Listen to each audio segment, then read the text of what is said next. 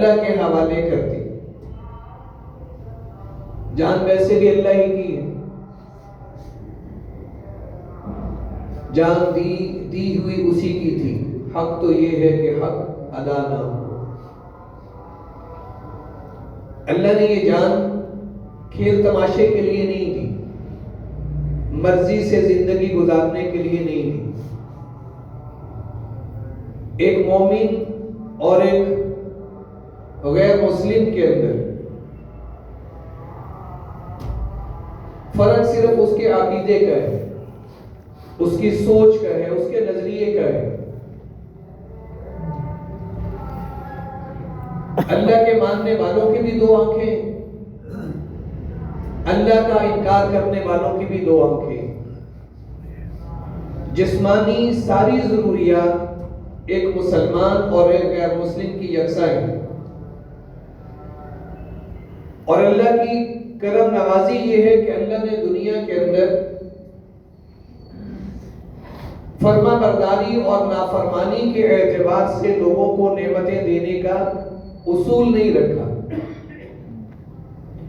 یعنی ایسا نہیں ہے کہ مسلمان کھیت اگائے تو سورج اس کو طاقتور روشنی فراہم کرے، اور غیر مسلم اگائے تو اس کے کھیتوں کے اوپر بادل ہی رہے. مسلمان پانی کی کوشش کرے تو زمین سے پانی نکل آئے، اور غیر مسلم کوشش کرے تو پانی نہ نکلے. زندگی کے اعتبار سے اللہ کا نظام یکساں ہے.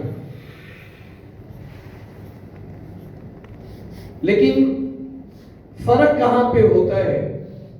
انسان کے دل سے فرق شروع ہوتا ہے. ایک اللہ کی وحدانیت کا اقرار کرنے والا دل ہے، ایک اللہ کی عظمت کا اعتراف کرنے والا دل ہے، اور ایک اس سے خالی دل ہے جس میں اللہ کی کوئی عظمت نہیں ہے، اللہ کی کوئی وحدانیت کا تصور نہیں ہے. یہاں سے ایک مسلمان اور غیر مسلم کا فرق ہوتا ہے. ابھی چند دن پہلے سوشل میڈیا پہ ایک ڈیبیٹ بہت چلی ہے، ڈز گاڈ از میٹر؟ اللہ اس کائنات کے اندر کوئی تصور حقیقت رکھتا ہے یا نہیں رکھتا؟ آپ لوگوں کی نظروں سے بھی یقیناً گزری ہوگی. اب دونوں وجود کے اعتبار سے ایک ہیں، دونوں ہی اللہ کی دی ہوئی طاقت سے بول رہے ہیں، دونوں ہی اللہ کی دی ہوئی آنکھوں سے دیکھ رہے ہیں. لیکن دونوں میں سے ایک اس اللہ کی وحدانیت کا پرچار کر رہا ہے، اور ایک اس کے بالکل اپوزٹ چل رہا ہے. تو حضور اکرم صلی اللہ علیہ وسلم کو ابتدا میں یہی حکم ملا کہ سہ جانا ہے، برداشت کرنا ہے، اور صحابہ نے کیا برداشت، ایمان والوں نے کیا برداشت. تو انسان کی ایک سکت ہوتی ہے، ایک ہمت ہوتی ہے. ہم تو اس کے 100ویں حصے کے بھی 100ویں حصے کا تصور نہیں کر سکتے کہ یہ آل یاسر حضور مکہ میں بیت اللہ کے قریب بیٹھے اور آ کے کہتے ہیں یا رسول اللہ ہماری یہ آزمائش کب ختم ہوگی، یہ تکلیفیں کب اپنے اختتام کو پہنچے گی، اپنے انجام کو پہنچے گی.